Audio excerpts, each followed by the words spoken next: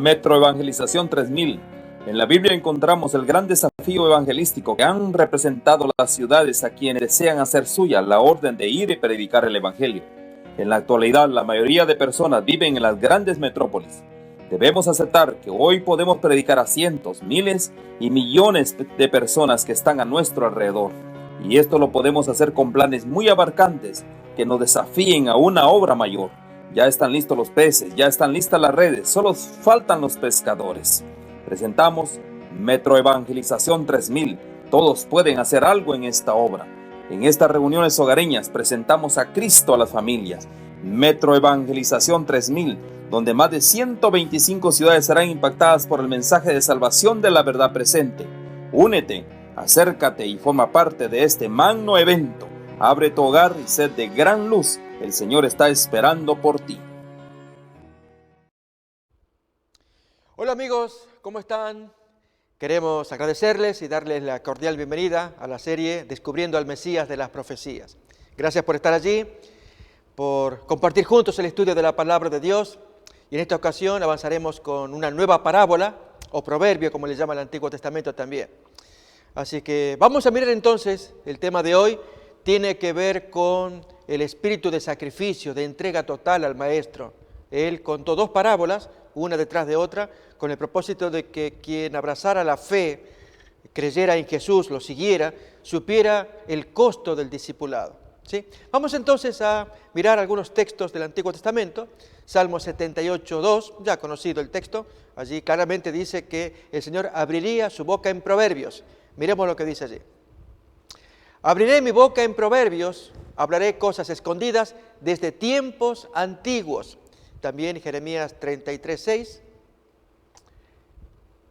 Ahí la sabiduría del Señor dice, 33:3 de Jeremías, clama a mí y yo te responderé y te enseñaré cosas grandes y ocultas que tú no conoces o no conocías.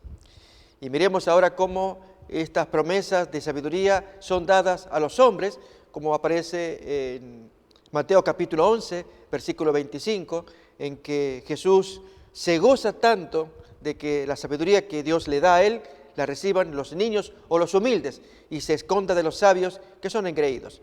Miremos entonces, Mateo 11, 25, en aquel tiempo, respondiendo Jesús, dice, te alabo, Padre, Señor del cielo y de la tierra, porque escondiste estas cosas de los sabios y de los entendidos y las revelaste a los niños, a la gente humilde. 26. Sí, Padre, porque así te agradó. Dios se goza con que los hombres quieran escuchar, quieran aprender esas cosas profundas, pero los sabios petulantes, pues ellos están tan henchidos de su orgullo que creen que lo saben todo o no necesitan esta sabiduría oculta, como dijera el apóstol Pablo. La sabiduría divina que para los hombres es locura. Y sin embargo, lo que vamos a mirar muestra que la forma de obtener el éxito es siguiendo al Maestro, pero resignando muchas cosas y especialmente cuando hacemos una total entrega, sabiendo que seguimos a Jesús y que Él es el que nos pide que hagamos estas cosas. Vamos entonces a mirar la parábola en cuestión, la que se encuentra en San Lucas, el capítulo 14. Vamos a abrir el texto. Desde el versículo 25 en adelante. Vamos a leer toda la porción, dos ilustraciones que aparecen allí y la conclusión. Y entonces los comentarios que haremos. Grandes multitudes iban con él y volviéndose les dice, fíjense amigos, vamos comentando los principales versículos quizás. Él les dice a esas multitudes que lo siguen porque es poderoso para hacer señales, la gente espera recibir curaciones, bondades, milagros, pero él se voltea y les dice a esa gente, ¿ustedes saben lo que están haciendo? El que quiera ser mi discípulo tiene que negarse y le va a costar mucho para que realmente sea un verdadero seguidor de Jesús y así pueda heredar el cielo. Así que él gira la cabeza y les habla. ¿Qué les dice? Miremos, siguiente versículo.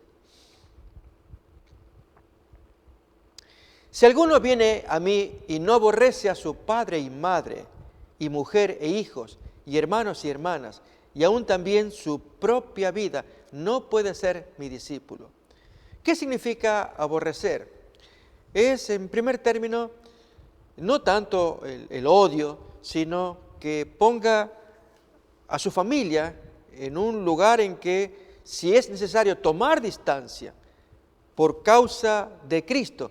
Por lo tanto, como miraremos después en la misma porción bíblica, aborrecer al padre o a la madre es ponerlos en segundo lugar en relación con Dios.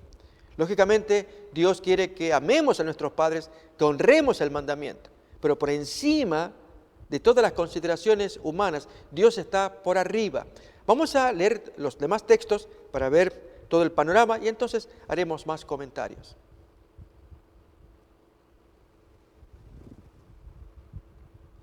El que no lleva su cruz y viene en pos de mí, no puede ser mi discípulo. Y entonces, la primera ilustración. Porque ¿quién de vosotros, queriendo edificar una torre, no se sienta primero y calcula los gastos a ver si tiene lo que necesita para acabarla? No sea que después que haya puesto el cimiento y no pueda acabarla, todos los que lo vean comiencen a hacer burla de él, diciendo, este hombre comenzó a edificar y no pudo acabar. Notemos que aquí la parábola está hablando de una persona que calcula los gastos. Si va a edificar una torre, primero se sienta y hace un presupuesto para saber si cuenta con el dinero, con los medios para iniciar la construcción. No sea que en ese espíritu venturoso, que él supone que va a triunfar y hace las cosas y comienza a edificar a lo ampuloso, grande. No obstante, le faltan los medios y allí quedó la construcción a medio terminar. Y la gente cuando pasa mira y dicen, este hombre comenzó a edificar y no puede terminar. Así también en la vida cristiana. El que va a seguir a Cristo se siente y calcula lo que significa el costo del apostolado, el costo del discipulado, el costo de seguir al Maestro. Así que vamos otra vez a leer los principales versículos, desde el 25 dijimos, en adelante, para ver esta conexión que hace Jesús entre seguir a Jesús y sentarse a ver qué ocurre cuando la familia se opone, padre o madre. Entonces allí cabe el texto que dice, tiene que aborrecer a su padre o a su madre para seguir al Maestro. El Maestro está por encima de todo. A ver, leamos el texto otra vez. Grandes multitudes iban con él y volviéndose les decía, si alguno viene a mí y no aborrece a su padre y madre. Notemos que habla de un creyente que decide seguir a Cristo, pero si entra en pugna la familia, tiene que poner primeramente a Jesús. Y en ese sentido se usa el término aborrecer como tomar distancia del padre, de la madre, aún de la mujer, de los hijos, los hermanos, las hermanas, aún su propia vida.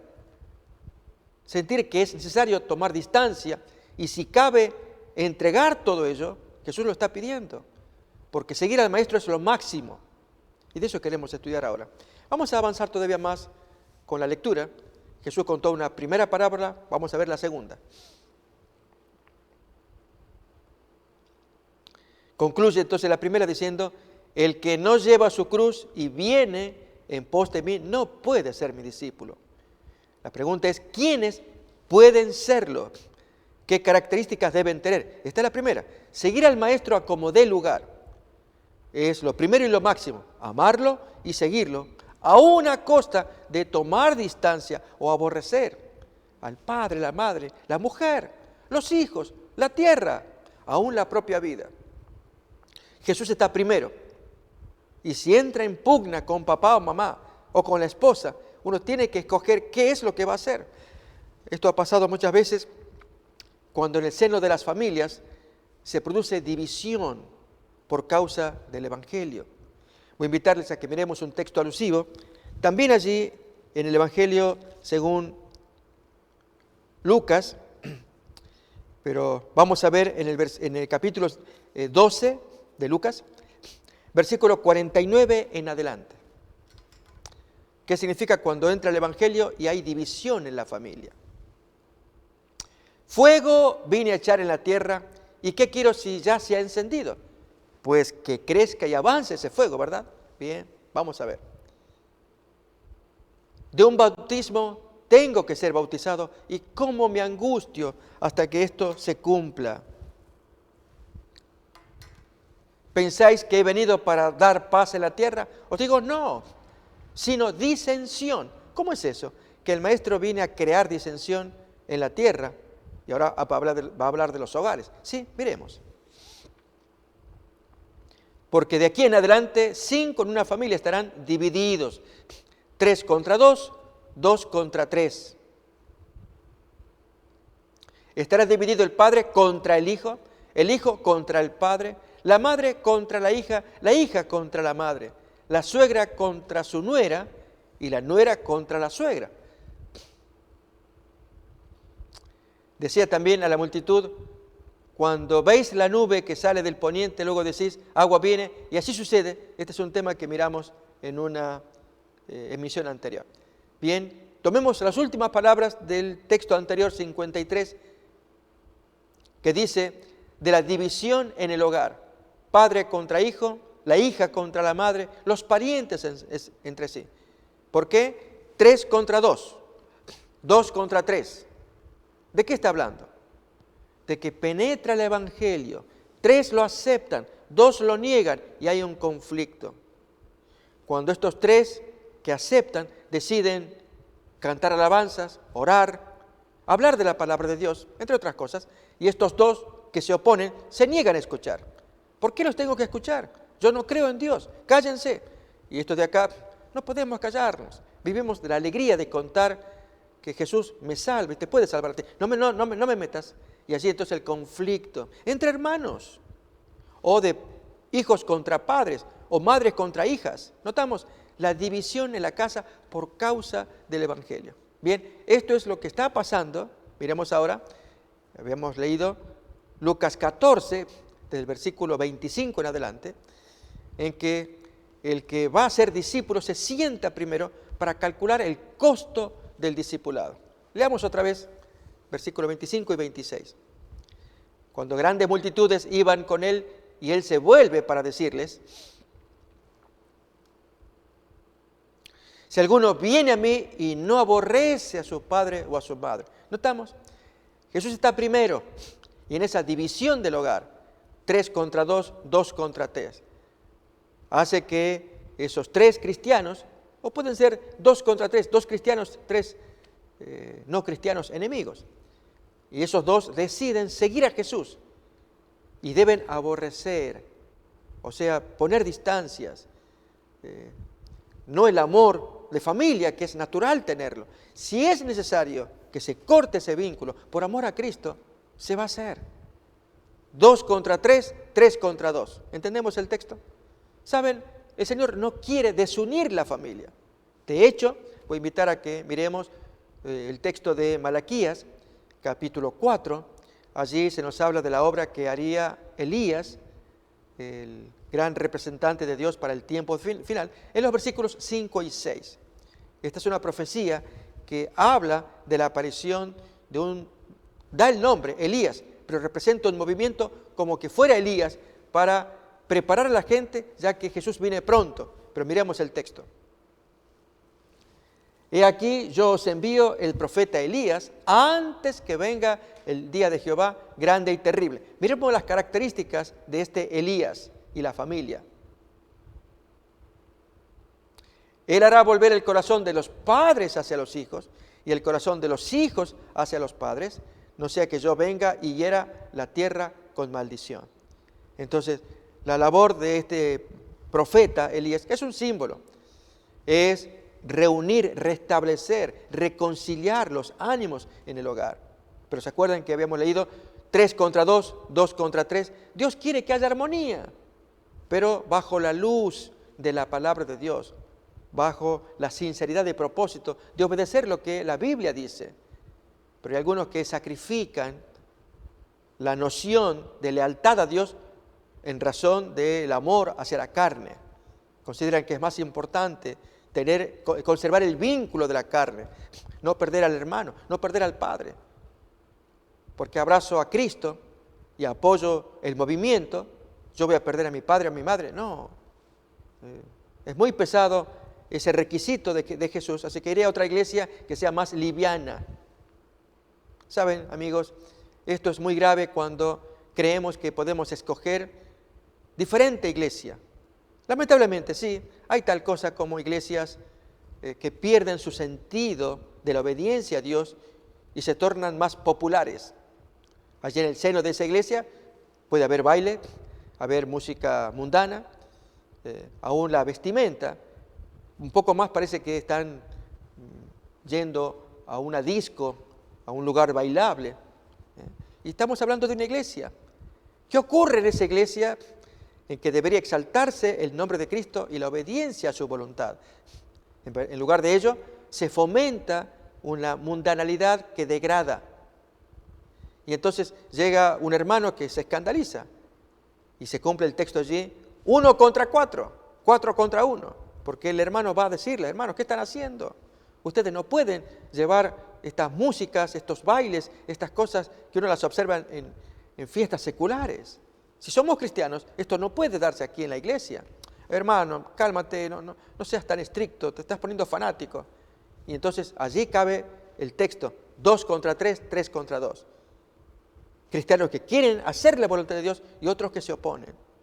Bien, en la parábola que estamos estudiando, Jesús dice, si va a ser mi discípulo, calcule el costo. Y el costo incluye estar dispuesto a tomar distancia de papá, mamá, madre, hijos, si es que ellos interfieren. Si no interfieren, si al contrario apoyan la fe que estamos profesando, enhorabuena, hay armonía en esa casa. Pero muchas veces sucede lo contrario. Allí quien abraza la fe, pues se encuentra con conflictos de los parientes que no toleran que este hombre o esta señorita que abraza la fe quiera imponer nuevas costumbres. No se trata de imponer, sino de llevar a la práctica las creencias personales en medio de un entorno familiar querido. Pero estos parientes no van a consentir que este cristiano lleve una vida pulcra, sana, santa. Ejemplo, este cristiano no acepta las conversaciones impúdicas, malas palabras. Y sale una mala palabra y este le dice a su hermano o pariente, hey, por favor, ¿podrías bajarle un poquito? Cada rato una mala palabra. Oye, ahí vino, aleluya, ahí vino el santo. ¿Qué te pasa? ¿No ocurre eso? Esas burlas. Y hace que haya grescas, haya conflictos. Y el Señor no vino para crear conflictos. Ya el texto de Elías lo hemos leído. Él hará volver el corazón de los padres a los hijos, de los hijos a los padres, de los hermanos entre sí. Hará una obra de reconciliación. Pero muchas veces el hombre no quiere. Ahí tenemos nuevamente el texto. Él hará volver el corazón de los padres hacia los hijos, el corazón de los hijos hacia los padres y en consecuencia del resto de toda la familia. No sea que yo venga y hiera la tierra con maldición, porque el Señor viene a castigar y quiere que los hombres se salven y por lo tanto que se reconcilien, porque así como están no heredan el cielo. Bien, el que va a seguir a Jesús calcula el costo, de eso trata la parábola. Seguimos leyendo todavía. Estamos en Lucas capítulo 14, arrancamos desde el versículo 25, leímos el 26, miremos la ilustración en el versículo 27 y 28. El que no lleva su cruz y viene en pos de mí, no puede ser mi discípulo. La ilustración ahora en el versículo 28. Porque ¿quién de vosotros, queriendo edificar una torre, como quien edifica una vida cristiana, no se sienta primero y calcula el costo de lo que significa construir esa nueva vida o esa torre ilustrada acá? A ver si tiene lo que necesita para acabarla. No sea que después que haya puesto el cimiento y no pueda acabarla, todos los que lo vean comiencen a burlarse de él, diciendo, ¿qué palabras? Este hombre comenzó a edificar a lo ampuloso y no pudo acabar. Amigos, apliquemos esto que estamos escuchando en forma práctica. Creo que a todos nos gustaría que cuando alguien empiece una construcción física, la pueda acabar. Pero muchas veces las circunstancias no se dan. Ocurrió en el seno de mi familia. cuando mi padre nos había abandonado a 7 hijos, yo el mayor, y él formó una nueva familia, pero algunos de los hijos lo visitaban. Y entonces él manifestó que quería tener a todos los hijos de la nueva señora, 4 hijos, hermanastros, y los 7 restantes. Y comenzó a construir como una mansión. Era un sueño faraónico porque era imposible reunir en una familia 2 distintas, hijos criados de una manera frente a otros hijos de la señora criados de otra. Pero él empezó a construir allí era una mansión muy grande. Y cuando avanzó, ya faltaba, no mucho, pero faltaba algo. Entonces allí cabe el texto, que él no calculó bien. ¿Qué cosa? Por lo menos, no tanto el material, porque podía conseguirlo, sino la adhesión de los hijos. Él creía que los hijos, los primeros, podían ir a ocupar esas habitaciones que él estaba preparando, junto con los otros hermanastros que también participarían. Un sueño faraónico, no se dio. Bien, aplicamos el principio también en la vida espiritual. Si vamos a seguir a Cristo, aceptemos el costo. Déjenme, hermanos, ilustrarlo. Hace unos días comentamos esta historia, la queremos repasar porque es bíblica. En Hechos capítulo 12, abrimos el texto allí, se habla de una persecución que inicia Herodes Agripa. Este Herodes Agripa va a ser pariente, nieto de Herodes el Grande. Y lo que él hace fue algo terrible. Captura a un primer discípulo y lo degüella. Ahí tenemos el texto. En aquel mismo tiempo el rey Herodes, Agripa, echó mano a algunos de la iglesia para maltratarlos. Y mató a espada a Jacobo, hermano de Juan, Jacobo Zebedeo. ¿Qué hizo después? Y viendo que esto había agradado a los judíos, procedió a prender también a Pedro. Eran entonces los días de los panes sin levadura. Y habiéndole tomado preso, lo puso en la cárcel, entregándolo a 4 grupos de 4 soldados cada uno, 16, para que lo custodiasen. Y se proponía sacarlo al pueblo después de la fiesta de la Pascua, que acordémonos, abarcaba más de 7 días. La Pascua y después la semana de los panes ácimos o panes sin levadura. Así que Pedro estaba custodiado en la cárcel, pero la iglesia hacía sin cesar oración a Dios por él. Y aquí ocurre el milagro del ángel, leemos el siguiente versículo, que socorre a Pedro. Pero la pregunta va a quedar pendiente, ¿y qué pasó con Jacobo Zebedeo, a quien nadie socorrió? Y cuando Herodes lo iba a sacar, aquella misma noche estaba Pedro durmiendo entre los soldados, sujeto con 2 cadenas, y los guardas delante de la puerta custodiaban la cárcel.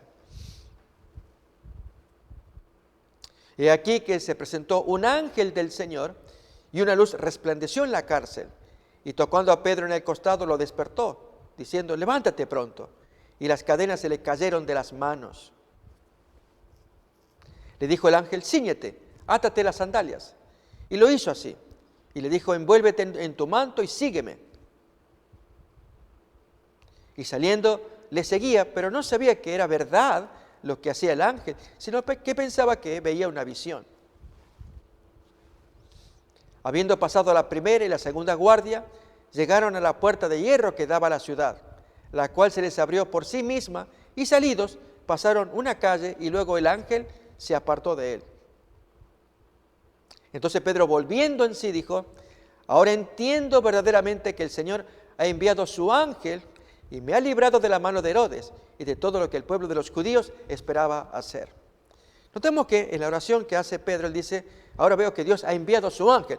Pero entonces la mamá Zebedeo, que había presentado a sus 2 hijos, Mateo 20:20, para que Jesús aceptara la propuesta de la mamá, te pido que pongas a este hijo mío a la izquierda en tu reino y este otro a la derecha. ¿Se acuerdan? Esa mamá que tenía tantas expectativas, ahí tenemos, que se le acercó la madre de los hijos de Zebedeo con sus hijos, postrándose ante él para pedirle algo. A ver, vamos a ver qué es lo que le pide. Él le dice, ¿qué quieres? Ella responde, ordena que en tu reino se sienten estos 2 hijos míos, el uno a tu izquierda y el otro a tu derecha y el otro a tu izquierda. Bien, amigos, vemos a una madre que quiere que sus hijos sean honrados. Pero aquí que pasa un tiempo y esa mamá sufre tal desilusión al ver que su hijo mayor, Jacobo Zebedeo, es muerto, degollado. Pero lo extraño del caso es que el ángel vino a socorrer, pero no a los dos, a uno. ¿Por qué no socorrió a este? ¿Por qué solamente a Pedro? ¿Qué pasó con Dios? Habíamos dicho en una emisión anterior que si Dios estaba distraído atendiendo tantos asuntos y cuando giró para ver a sus discípulos amados, ya era tarde, a Jacobo lo habían decapitado, así que quedaba tiempo para salvar a Pedro. ¿Es esto posible? No. Dios sabe lo que hace y estaba presente observando cómo degollaban a Jacobo y él en su amor lo permitía, amaba a ese siervo, pero con ello enseñó algo. ¿Qué es lo que queremos compartir, mis amigos? El costo del discipulado. Jacobo representa, pues, en el degüello, cómo Dios permite que hijos amados y valiosos. Acordémonos que Jacobo era uno de los 3 privilegiados, junto con Pedro y Juan, que acompañaban a Jesús en sus salidas personales de Jesús. El caso de la resurrección de la hija de Jairo, el otro caso de la transfiguración en el monte alto, en que se aparecen Moisés y Elías, y los 3 íntimos discípulos contemplando, o aún en la oración del huerto del Getsemaní, en que Jesús pidió que los 3 le acompañaran a orar. Así que Jacobo Zebedeo tenía mucho para contar. Él ha vivido de cerca al maestro, había observado en la intimidad del maestro, por lo tanto, para Dios era muy valioso. No podría haber puesto a otro que lo reemplazara para ser muerto, Bartolomé, Felipe, no.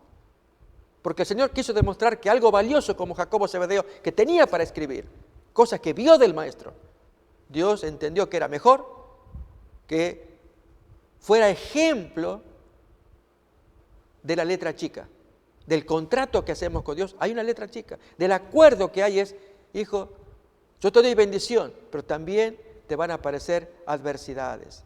Ya Job lo había dicho a su esposa, cuando ella, viendo lo que él se rascaba de una peste maligna en su cuerpo, habiendo perdido todos los hijos, todas las posesiones, las haciendas, los criados, animales, la mujer viendo allí a Job humilde, rascándose de la picazón y dolor, la mujer ya se cansó. Y tú retienes tu integridad con todo esto, maldice a Dios, muérete. ¿Qué dijo Job? Y estas son las palabras, amigos, que queremos rescatar. Job, ¿qué le dice? Como cualquier mujer necia has hablado. ¿Qué acaso no recibiremos, solamente el bien recibiremos y no el mal de parte de Jehová? Y el texto dice que con todo ello no hubo despropósito en la lengua de echarle culpas a Dios. Pero un hombre santo. Pero notamos la expresión que solamente el bien recibiremos de Dios y no el mal. Efectivamente, amigos, en la historia de Jacobo Zebedeo se observa que forma parte del paquete, recibir el mal. Ahora bien, si estamos diciendo que el que quiere ser discípulo se sienta primero, calcula, y en ese cálculo el creyente descubre, la más de las veces el Señor no lo revela, pero supongamos, descubre que uno de sus amados hijos tiene que morir, descubre adversidades que tienen que acontecerle. El Señor no lo revela porque el creyente quizás se desanimaría demasiado, pero forma parte. ¿Y qué le hace entonces? De hecho, Jesús le dice así a Pedro, que luego de la reivindicación, después de la negación de Pedro, allí Jesús trae a Pedro delante de todos. ¿Tú me amas, Pedro? Sí, Señor, tú sabes. Apacienta mis corderos, pastorea mis ovejas, etc. 3 veces ocurrió el diálogo. Y allí entonces Jesús toma parte a Pedro y se ponen a caminar juntos.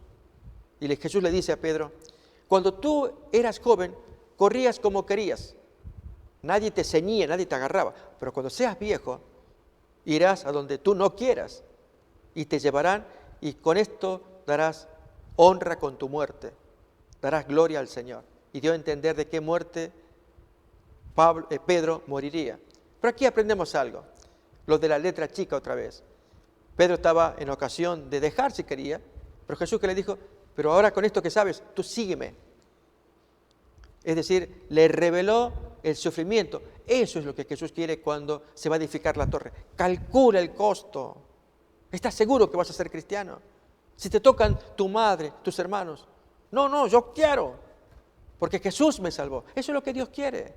Lógicamente, ayudará a la familia, bendecirá a la familia, para que la familia vea que ese pariente amado que dejó las tradiciones de la casa y abrazó la fe que alguien le trajo, esto va para arriba, viene bendición. Pero también, si Dios considera, hay un paquete, una letra chica, decimos, que también hay que tragar, forma parte del cristianismo.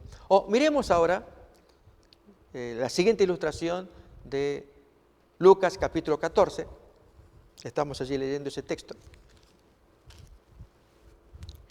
La ilustración del versículo 31 en adelante.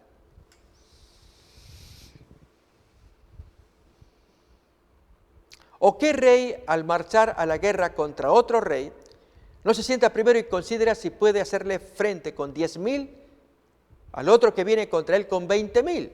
Sabe que está perdido. Con 10,000 soldados no puede hacerle frente a otro que viene con el doble. ¿Qué hace entonces al verse perdido? Miremos el consejo que da el Señor. Y si no puede, cuando el otro está todavía lejos, le envía una embajada y le pide condiciones de paz. Notamos qué interesante en la ilustración. Descubre que el enemigo es más poderoso y va a hacer un arreglo.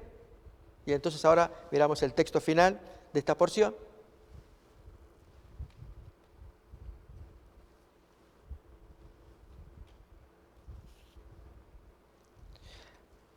Así pues, cualquiera de vosotros que no renuncia a todo lo que posee, no puede ser mi discípulo. Más bien se calcula el costo.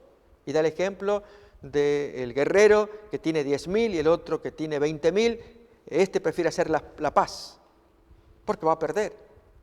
Entonces se siente y calcula, hace algún arreglo. Eso es lo que Dios quiere.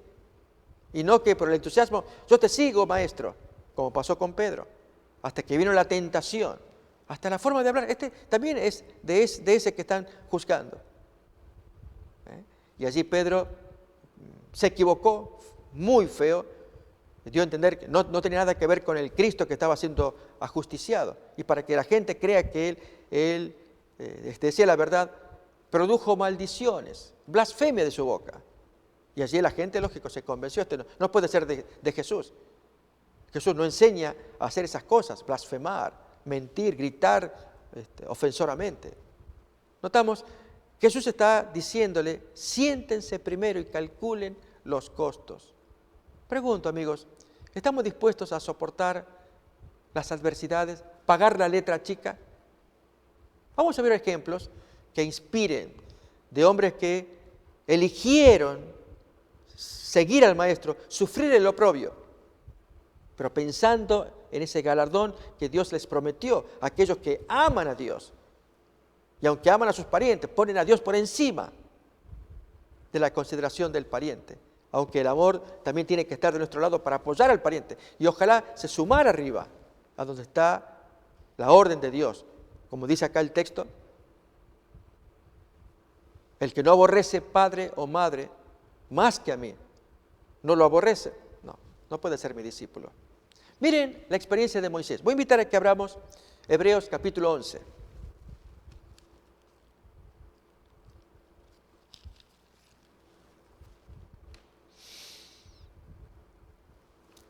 Versículo 23 en adelante. Por la fe Moisés, cuando nació, fue escondido por sus padres 3 meses, porque lo vieron niño hermoso y no temieron el decreto del rey. Por la fe Moisés, hecho ya grande, rehusó llamarse hijo de la hija de Faraón, título que le correspondía, escogiendo antes ser maltratado con el pueblo de Dios que gozar de los deleites temporales del pecado. Noten que ya Moisés estaba haciendo los cálculos, prefería sufrir el oprobio, como leemos a continuación, teniendo por mayores riquezas el vituperio de Cristo, la vergüenza de confesarse cristiano, que los tesoros de los egipcios, porque tenía puesta la mirada en el galardón. Por la fe dejó Egipto, no temiendo la ira del rey, porque se sostuvo como viendo al invisible. Por la fe, él celebró la Pascua y la aspersión de la sangre para que el que destruía a los primogénitos no los tocase a ellos. Él les enseñó al pueblo, ustedes hagan este sacrificio rápidamente porque viene el destructor que destruye los primogénitos de Egipto. Por la fe pasaron el mar Rojo como por tierra seca e intentando los egipcios hacer lo mismo, fueron ahogados. Bien, esta es una descripción de esos santos que decidieron al hacer cálculos seguir al Maestro aunque eso les cueste la vida. Mírenlo, allí nomás, capítulo 11. Desde el versículo 35 en adelante, leamos. Las mujeres recibieron sus muertos mediante resurrección, pero otros fueron atormentados, no aceptando el rescate, a fin de obtener mejor resurrección. Otros experimentaron vituperios y azotes, y además de esto, prisiones y cárceles. Fueron apedreados, aserrados, puestos a prueba, muertos a filo de espada. Anduvieron de acá para allá, cubiertos de pieles de ovejas y de cabras, pobres, angustiados, maltratados, de los cuales el mundo no era digno, errando o vagabundeando por los desiertos, por los montes, por las cuevas, por las cavernas de la tierra. Y todos estos, aunque alcanzaron buen testimonio mediante la fe, no recibieron lo prometido. Esto es, no recibieron el premio, el pago. Pero esta descripción que se hace de esos santos nos tiene que animar a nosotros ahora, de que nos puede pasar lo mismo, la persecución. Y por lo tanto forma parte, aunque no queramos, Dios lo permite aún para nuestra purificación. Al mirar el texto otra vez de Lucas 14, vamos nuevamente.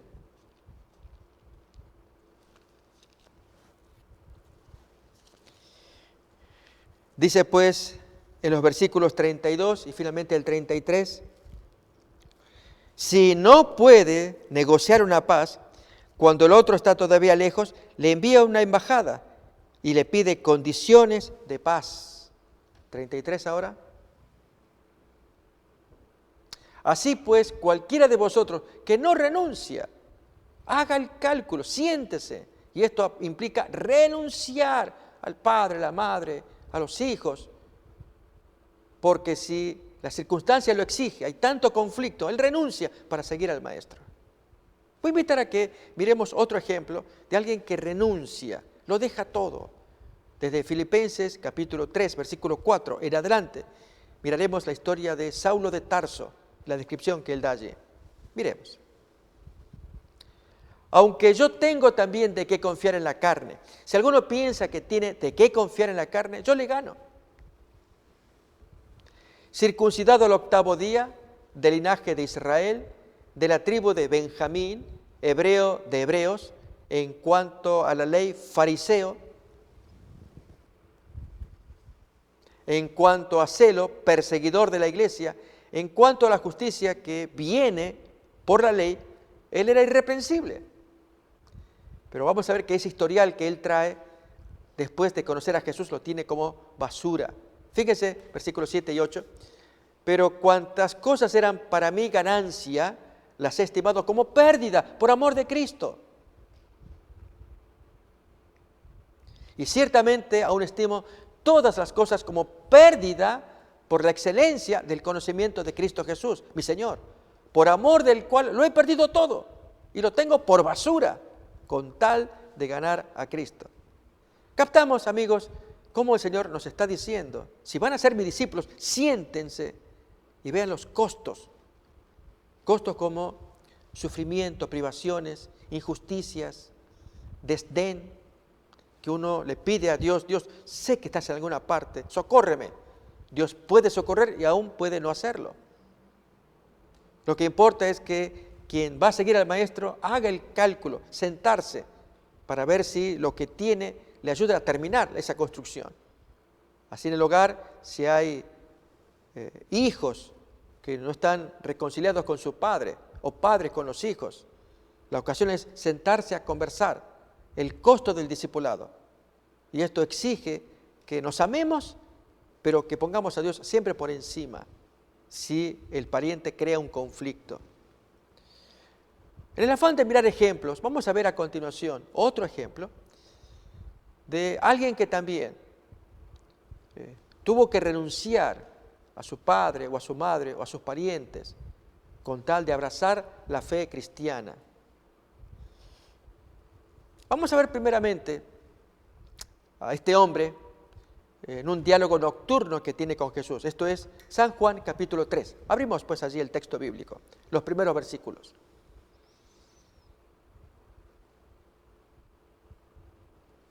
Había un hombre de los fariseos que se llamaba Nicodemo, un principal entre los judíos.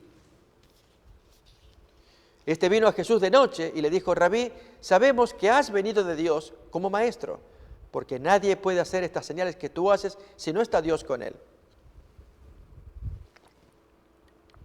Jesús le dice: de cierto te digo que el que no nace de nuevo no puede ver el reino de Dios. Nicodemo le dice: ¿cómo puede un hombre nacer siendo viejo? ¿Puede acaso entrar por segunda vez en el vientre de su madre y nacer? Responde Jesús: de cierto te digo que el que no nace de agua y del Espíritu no puede entrar en el reino de Dios. Y así Jesús abunda en palabras para hacerle ver la necesidad a este hombre nocturno de un nuevo nacimiento espiritual. Pero hay aquí que este hombre nocturno era muy importante en el Sanedrín.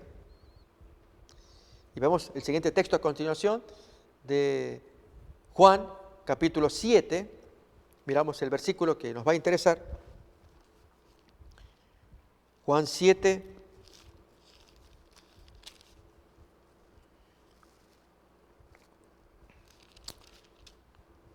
versículo 48 en adelante.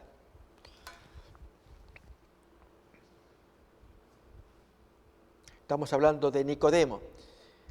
Algunos de los colegas de Nicodemo, para justificar el rechazo que los líderes judíos, los principales pensadores de la nación, el rechazo que ellos tenían contra Jesús. Miremos acá lo que ellos publican o dicen. ¿Acaso ha creído en él alguno de los gobernantes o de los fariseos? No. Pero miren ahora lo despectivo de Caifás, si era el líder que estaba hablando. Pero esta gente que no sabe la ley es maldita, creen a cualquier vagabundo. Y entonces interviene allí, notemos, Nicodemo, el que había estado con Jesús en la noche, y él hace las cosas correctas. Si hay algún problema con Jesús, hagámosle el juicio y no condenarlo sin haberlo escuchado. Nicodemo dice, aquel que vino de noche a Jesús, el cual era uno de ellos, él dice: ¿juzga acaso nuestra ley a un hombre si primero no le oye y sabe lo que ha hecho? No, nuestra ley no se degrada de esa manera, para que tome escarnio las gentes no judías que hablan. No. Entonces, notamos aquí a Nicodemo, él es el que, como decimos comúnmente, pone el palo en la rueda, el que traba, porque había quedado impactado de la frase de Jesús en la noche que es necesario nacer de nuevo. Él estaba en el proceso de nacer y por lo tanto abstenerse como buen hijo de Dios de estas prácticas de sus colegas, juzgar, condenar. Miren todavía más de este Nicodemo, un hombre que finalmente va a rechazar todo lo que él amaba, sus amigos, el Sanedrín, renuncia a esa vida, como lo miramos a continuación. San Juan, capítulo 19,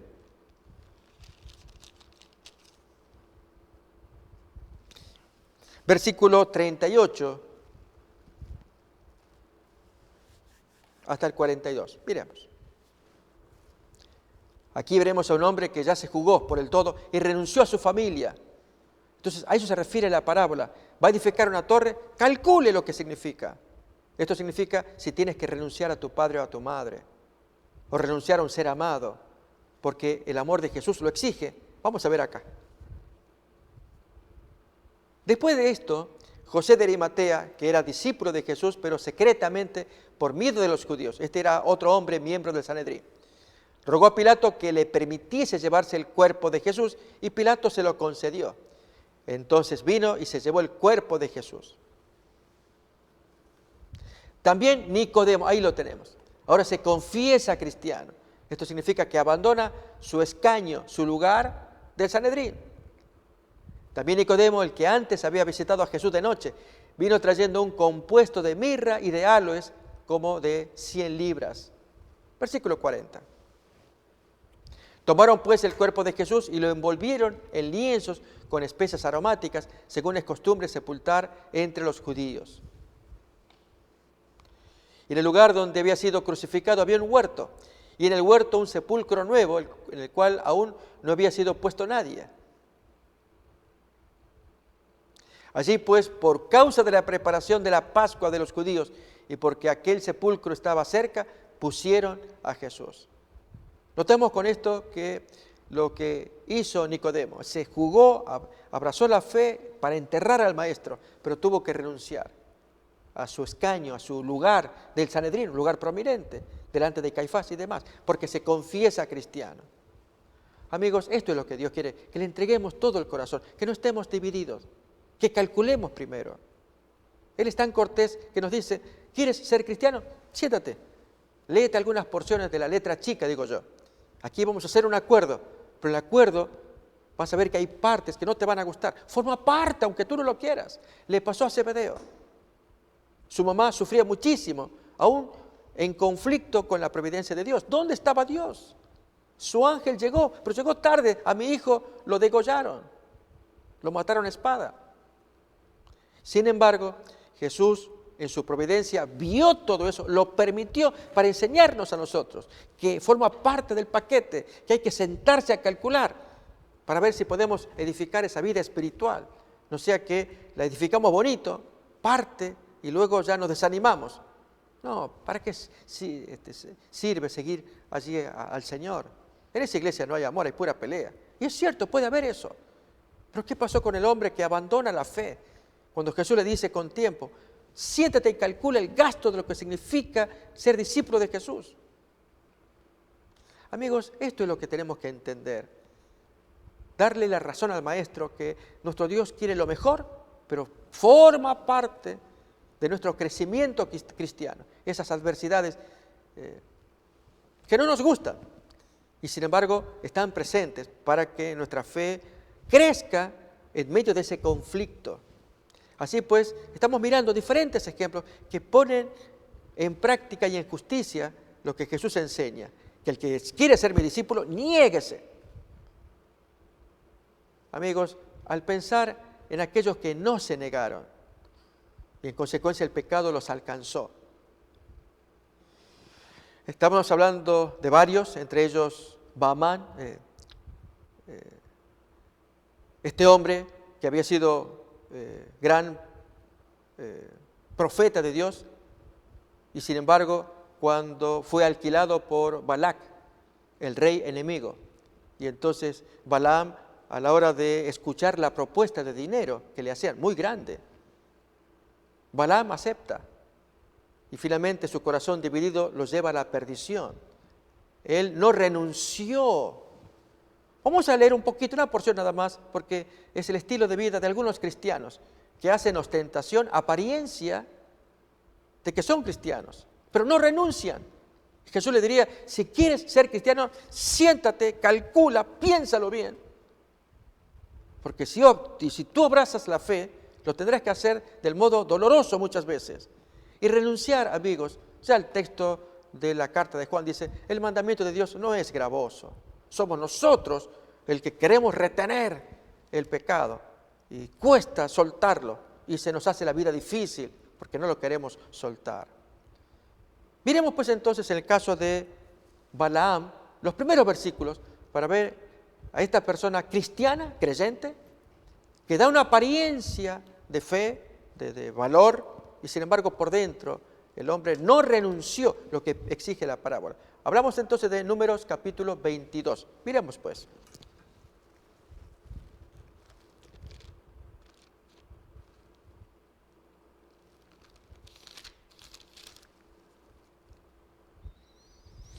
Desde el versículo 1, capítulo 22, 1, leemos. Partieron los hijos de Israel y acamparon en los campos de Moab junto al Jordán frente a Jericó. Y vio Balac, el enemigo, hijo de Zippor, todo lo que Israel había hecho al amorreo. Y Moab tuvo gran temor a causa del pueblo, porque era mucho. Y se angustió Moab a causa de los hijos de Israel. Y dijo Moab a los ancianos de Madián: ahora lamerá esta gente todos nuestros contornos, como lame el buey la grama del campo. Y Balac, hijo de Zippor, era entonces rey de Moab. Por tanto envió mensajeros a Balaam, hijo de Beor, en Petor, era profeta de los gentiles, que está junto al río en tierra de los hijos de su pueblo, para que los llamasen, diciendo: un pueblo ha salido de Egipto, he aquí, cubre la faz de la tierra y habita delante de mí. Ven pues ahora, te ruego, maldíceme este pueblo, porque es más fuerte que yo. Quizás yo pueda herirlo y echarlo de la tierra, pues yo sé que el que tú bendigas será bendito, y el que tú maldigas será maldito. Fueron los ancianos de Moab y los ancianos de Madián con las dádivas, regalos de adivinación en su mano. Y llegaron a Balaam y le dijeron las palabras de Balac. Y Balaam era un hombre codicioso, miró los regalos y le gustó. Él le dice: reposad aquí esta noche y yo os daré respuesta según Jehová me hablare. Así los príncipes de Moab se quedaron con Balaam. Y vino Dios a Balaam y le dice: ¿y qué varones son estos que están contigo? Y Balaam, el profeta, responde a Dios: Balac, hijo de Zippor, rey de Moab, ha enviado a decirme: he aquí este pueblo que ha salido de Egipto cubre la faz de la tierra. Ven pues ahora y maldícemelo, porque podré pelear contra él y echarlo. Entonces dijo Dios a Balaam: no vayas con ellos, ni maldigas al pueblo, porque es bendito. Noten, Dios habla bien claro, pero miren ahora en Balaam el doble discurso, decimos. Así Balaam se levantó por la mañana y dijo a los príncipes de Balac: volveos a vuestra tierra, porque Jehová no me quiere dejar ir con vosotros. Notamos, ¿por qué habla de esa manera? Como que él quisiera ir, pero Jehová no me deja. Los emisarios captaron enseguida que Balaam podía ser sobornable al manifestar esa sensación que Dios no me quiere dejar ir. Los príncipes de Moab se levantaron y vinieron a Balac y dijeron: Balaam no quiso venir con nosotros. Volvió Balac, el rey, a enviar otra vez más príncipes y más honorables que los primeros, los cuales vinieron a Balaam y le dijeron: así dice Balac, rey de Zippor, te ruego que no dejes de venir a mí, porque sin duda te honraré mucho y haré todo lo que me digas. Ven pues ahora, maldíceme a este pueblo. Y seguramente que por la maldición allí intervienen fuerzas diabólicas para que colaboren con aquel que maldice. Miremos ahora, esta parte es el desenlace de esta primera parte de Balaam. Balaam responde y dice a esos siervos de Balac: aunque Balac me diese su casa llena de plata y oro, no puedo traspasar la palabra de Jehová, mi Dios, para hacer cosa chica ni grande. Notemos, el hombre es ampuloso para hablar. Quiere dejar una fachada de rectitud, pero por dentro se come, se devora esas riquezas que le están trayendo esta gente. Como leemos ahora: os ruego por tanto ahora que reposéis aquí esta noche, para que yo sepa qué me vuelve a decir Jehová. Este es el grave error de Balaam. Le va a consultar a Dios de algo que Dios ya había prohibido. ¿Para qué vuelve a hablarle a Dios? Eso es faltarle el respeto. Miremos a continuación. Y vino Dios a Balaam de noche y le dice: si vinieron para llamarte estos hombres, levántate y vete con ellos, pero harás lo que yo te diga. Y allí Balaam estaba tan contento. Pero el animal no va en la misma línea. Y allí aparece la famosa historia de que el animal disperso, huía. Finalmente Balaam toma su palo, le pega y allí establece una conversación con el animal. Increíble que el hombre estaba tan ciego. Miramos la escena, el ángel del Señor que se oponía, el hombre ciego. Bien, él no había renunciado. Y a este punto queremos llegar, amigos. Estos son ejemplos bíblicos de gente que no renuncia a lo que posee. Y entonces cuando no lo renuncia es para su perdición. Resumamos entonces. La parábola habla de que aquellos que siguen al Maestro deben calcular el costo de lo que significa para poder abrazar la fe y caminar seguros, sabiendo que Dios los guía, aún los protege. Pero uno tiene que tener la actitud de poner a Dios por encima del pariente amado. Y que si es necesario perder la relación, renunciar a ellos, o aún la propia vida, todo sea por el Maestro. Porque lo que uno siembra, luego cosechará. Así, amigos, les invitamos también a ustedes que al leer las parábolas, en este caso, la que estudiamos ahora, del hombre que va a edificar la torre, primero se siente y calcula. Calculen ustedes. Dios quiere que ustedes sean discípulos, pero discípulos conscientes, que amen al Maestro, que sepan que seguir al Maestro lo es todo. Él quiere eso, pero si a veces hay adversidades, estar dispuestos a sufrirla por amor al Maestro, porque Él lo dio todo, renunció a todo, vino a la tierra para que tú y yo hagamos lo mismo. Queridos amigos, deseamos que Dios los bendiga, que tengan un buen estar con su familia, que Dios les acompañe en todo momento. Y así quedamos en paz hasta nuestra siguiente emisión. Que Dios los bendiga. Una comisión sagrada nos ha sido confiada. Por tanto, id y doctrinad a todos. Antes de ascender al cielo les dijo que debían ser los ejecutores del testamento por el cual Él legaba al mundo los tesoros de la vida eterna. La iglesia es la familia de Dios en la tierra y debemos entender los tiempos en que vivimos. Como continuadores del pueblo de Dios, se nos invita a salir del mundo y a prepararnos para reunirnos para la verdadera adoración. Soy yo guarda de mi hermano. Si pretendáis ser hijos de Dios, soy guarda de vuestros hermanos. El Señor tiene una iglesia por responsable de las almas de aquellos que podrían ser los medios de salvación. Somos peregrinos, rechazando los caminos de los impíos, viviendo conforme a las normas de Dios, consagrados a sus caminos y dando testimonio del Evangelio de Cristo para que otros puedan ser salvos. Si retenéis vuestra luz, alguien deberá ser dejado en las tinieblas a causa de vuestro descuido. Irá andando y llorando el que lleva la preciosa semilla, mas volverá a venir con regocijo, trayendo sus gavillas. Oro para que el Señor Jesús use estos medios como instrumentos en sus manos, para que usted pueda sentir hambre y sed por más de su verdad absoluta. Dios les cuide.